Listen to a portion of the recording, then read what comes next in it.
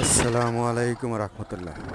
আমার ইউটিউব বন্ধুদের জানাই অন্তরের অন্তঃস্থল থেকে সাদর সম্ভাষণ।